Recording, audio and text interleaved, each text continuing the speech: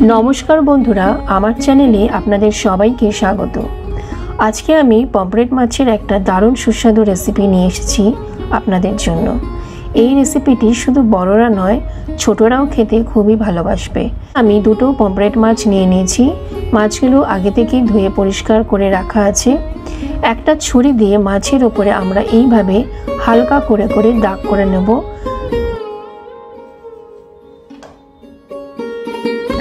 এবারে স্বাদমতো নুন দিয়ে মাছগুলোকে আমরা মাখিয়ে নেব। এখানে কিন্তু নুনের সাথে আমরা হলুদ গুঁড়ো ব্যবহার করব না।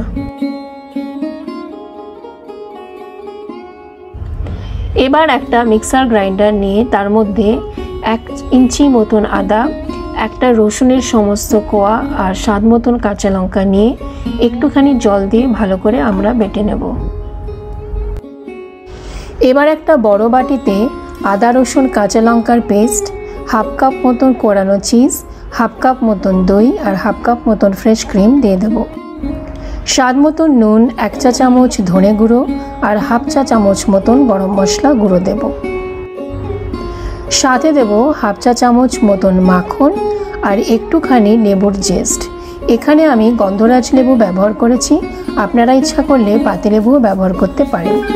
লেবুটাকে ভালো করে ধুয়ে গ্রেটারে এইভাবে গ্রেট করে একটুখানি খোসা দিয়ে দেবেন।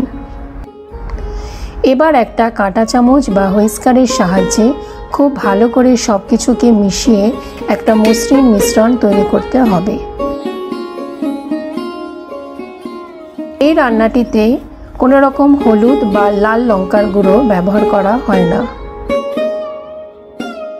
এবার মাছগুলোকে খুব ভালোভাবে এই মশলার সাথে মাখিয়ে রাখতে হবে। ঢাকা দিয়ে আধা ঘন্টা মতন রেখে দিতে হবে।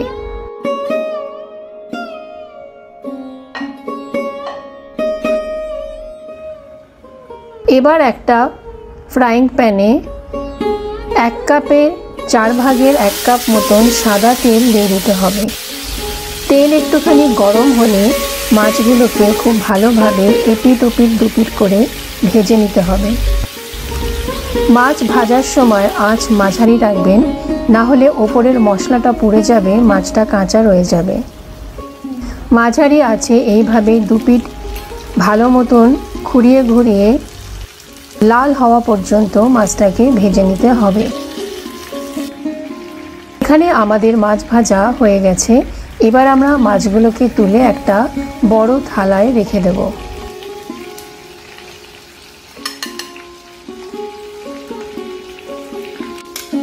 এবার যে তেলটা আছে তার মধ্যে ম্যারিনেশন করার যে মশলাটা বেঁচে আছে সেই মশলাটা আমরা দিয়ে দেব। তারপরে খুব ভালোভাবে এইভাবে নাড়াতে হবে। বাটির মধ্যে একটুখানি জল দিয়ে খুব ভালোভাবে যে মশলাগুলো লেগে থাকবে ধুয়ে সেই জলটাকে দিয়ে দিতে হবে। খুব বেশি জল দেওয়ার দরকার নেই।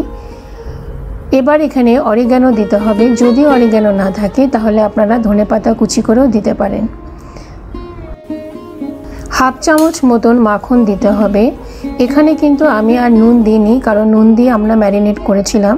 আপনারা ইচ্ছা করলে অল্প একটু নুন দিয়ে দিতে পারেন।